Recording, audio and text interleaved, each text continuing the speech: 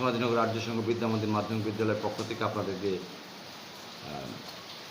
অনেক অনেক শুভেচ্ছা এবং স্বাগতম। আমি নারদ কুমার বাসার প্রধান শিক্ষক অত্র প্রতিষ্ঠান।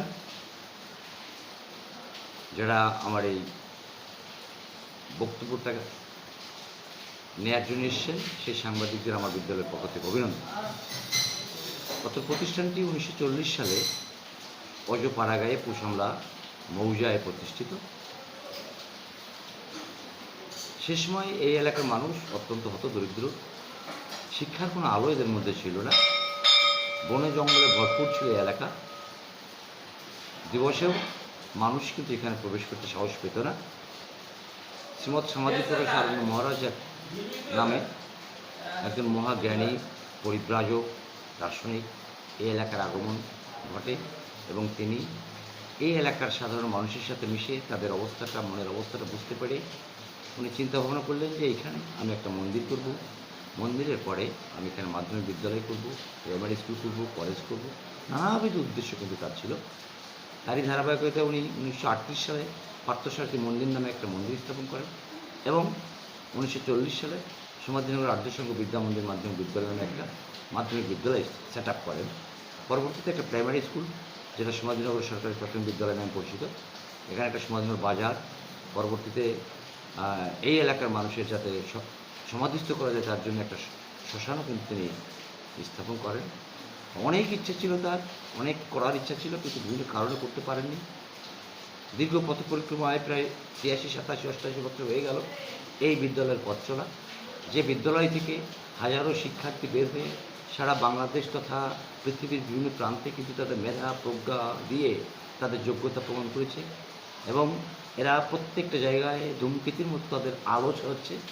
সেই আলোর বিকিরণ যাতে সর্বত্রই প্রস্ফুটিত হয় তার জন্যই কিন্তু আমাদের বিদ্যালয়টা স্থাপিত।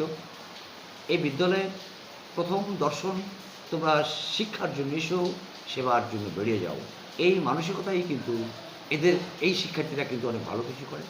দীর্ঘকাল ধরে এখানে যারা শিক্ষকতা করেছেন, যারা পরিচালনা পরিষদে ছিলেন, তাদের অক্লান্ত পরিশ্রমের বিনিময়ে তাদের প্রচেষ্টার মাধ্যমে কিন্তু আজ হাঁটি হাঁটি পা করে এত দূরে চলে এসে বিদ্যালয়টি। কোনো এক সময় বিদ্যালয়ে কিছুই ছিল না, টিন ছিল না, শিক্ষার মান কিন্তু যথেষ্ট ভালো ছিল। আস্তে আস্তে দেশ যখন পরিবর্তনের দিকে, দেশ যখন উন্নয়নের দিকে এগুচ্ছে, তখন বিদ্যালয়ের ভৌত অবকাঠামো ন্যূনতম পর্যায়ে উন্নয়নের দিকে কিন্তু প্রবেশ করেছে। কিন্তু ঠিক আজকের যুগে যতটা উন্নয়ন হওয়ার কথা ভৌত অবকাঠামোগত দিক দিয়ে, দীর্ঘদিনের ঐতিহ্যবাহী বিদ্যালয় হিসেবে তার কিন্তু কোথাও যেতে পারেনি। আমরা যে ভবনে বসে আজকের এই বক্তব্যটা প্রকাশ করছি, এই বিল্ডিংটাই আপনারা দেখছেন যে এই বিল্ডিংটা এবং একটা দোতলা ভবন, এছাড়া কিন্তু আমরা সবই কিন্তু নিজেদের লোকাল লোকজন কিন্তু এটা করেছে। তা আমরা সরকার বাহাদুরকে অনুরোধ করব, আপনারা পারেন, সব কিছু করতে পারেন, এই এলাকার মানুষের ভাগ্যে মান উন্নয়ন করতে পারেন। কিসের মাধ্যমে? শিক্ষার মাধ্যমে। আর শিক্ষার মাধ্যমে করতে হলে কোথায় যেতে হবে? শিক্ষালয়ে বা বিদ্যালয়ে যেতে হবে। আর সেই বিদ্যালয়ে যদি শিক্ষার্থীরা প্রণোদিতভাবে, স্বতঃস্ফূর্তভাবে যদি চলাফেরা করতে না পারে, শ্রেণীকক্ষে বসতে না পারে এবং তাদের যদি মাল্টিমিডিয়া ক্লাসরুম না থাকে, তাদের যদি আইসিটি ভবন না থাকে, তাহলে কিন্তু অনেক ক্ষেত্রে আমরা পিছনে পড়ে যাব। আমাদের বিদ্যালয়ে কিন্তু এখনও আইসিটি ভবন নেই, আইসিটি শিক্ষক আছে কিন্তু আইসিটি ভবন নেই, কম্পিউটার ল্যাব নেই। এর জন্য আমরা অনুরোধ করবো একটা কম্পিউটার ল্যাব এখানে সেট আপ করার জন্য। এবং এই বিদ্যালয়ের সামনে যে মাঠটা, বড় একটা মাঠ, আমাদের বিদ্যালয়ে কিন্তু জমির কোনো সমস্যা নেই, অনেক জমি, প্রায় 4 একরের বেশি জমি। তো সেই তুলনায় কিন্তু এখানে বিল্ডিং হওয়ার মতো অনেক জায়গা। এখানে আমরা এই শহীদ মিনার করেছি আধুনিক মানের, আমরা মঞ্চ করেছি আধুনিক মানের, আমরা ফ্ল্যাগ স্ট্যান্ড করেছি আধুনিক মানের, একটা ভবন থেকে আর একটা ভবনে আসার জন্য যে রাস্তাটা করেছি কিন্তু আধুনিক মানের, এবং তার উপরে টিন শেড দেওয়া, যেটাও কিন্তু অনেকটা আধুনিক মানের। আপনারা যদি এখানে আসেন দেখবেন আমাদের প্রচেষ্টা কিন্তু কোনো ঘামতি নেই, ঘাটতি নেই, কিন্তু শুধুমাত্র আমাদের শিক্ষার্থীরা এখনও সঠিক মতো বসার মতো বেঞ্চের অভাব, রুমের অভাব, এইগুলো কিন্তু এখনও রয়ে গেছে।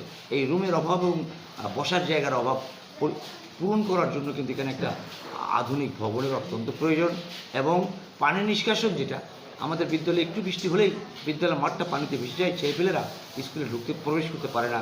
দুটো গেট, একটা দক্ষিণ পাশে গেট, একটা পূর্ব পাশে গেট। দক্ষিণ পাশে মাঠটা একবার প্লাবিত হয়ে যায়, এখন বৃষ্টি হচ্ছে, কিছু সময় পরে আরেকটু সময় বৃষ্টি হলেই দেখা যাবে, আপনারা যারা এসছেন দেখবেন যেখানে কিন্তু জলে একেবারে জলমগ্ন হয়ে গেছে। তখন ছেলেপেলেরা এখান থেকে ছুটি হয়ে চলে যাবে, ওদের প্যান্ট শার্টও ভিজে যায়। এই জন্য আমি আপনাদের সরকারের প্রতি বিনয়ের সাথে দৃষ্টি আকর্ষণ করছি, এই মাঠটা সংস্কার এবং পানি নিষ্কাশনের একটা ব্যবস্থা করা।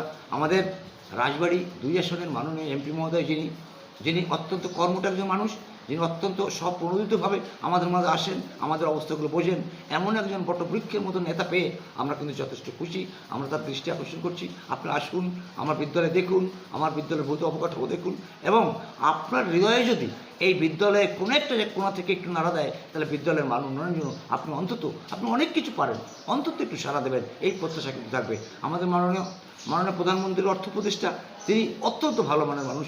আমি একটা অনুষ্ঠানে গিয়েছিলাম, আমাদের ঢাকাস্থ বালিয়াকান্দি সমিতির অনুষ্ঠানে, আমাদের মাননীয় অর্থ উপদেষ্টা কথা বলেছিলেন, আমরা কিন্তু হাঁ করে তার কথা শুনেছিলাম।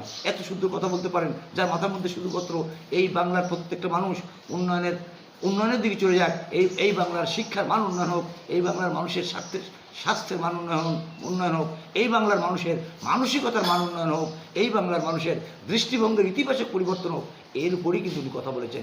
উনি একটা কথা বলেছেন, যে এলাকার মানুষের, যে এলাকায় গুণীজনের সম্মান হয় না, সে এলাকায় গুণীজন জন্মে না। তিনি চেষ্টা করছেন এই এলাকার গুণীজনদের সম্মান দেওয়ার জন্য, তার এলাকার গুণীজনদের সম্মান দেওয়ার জন্য, এবং আরও গুণীজন সৃষ্টি করার জন্য। আর গুণীজন যদি সৃষ্টি করতে হয়, তাহলে বিদ্যালয়ের দিকে আমাদের আগে নজরটা দিতে হবে।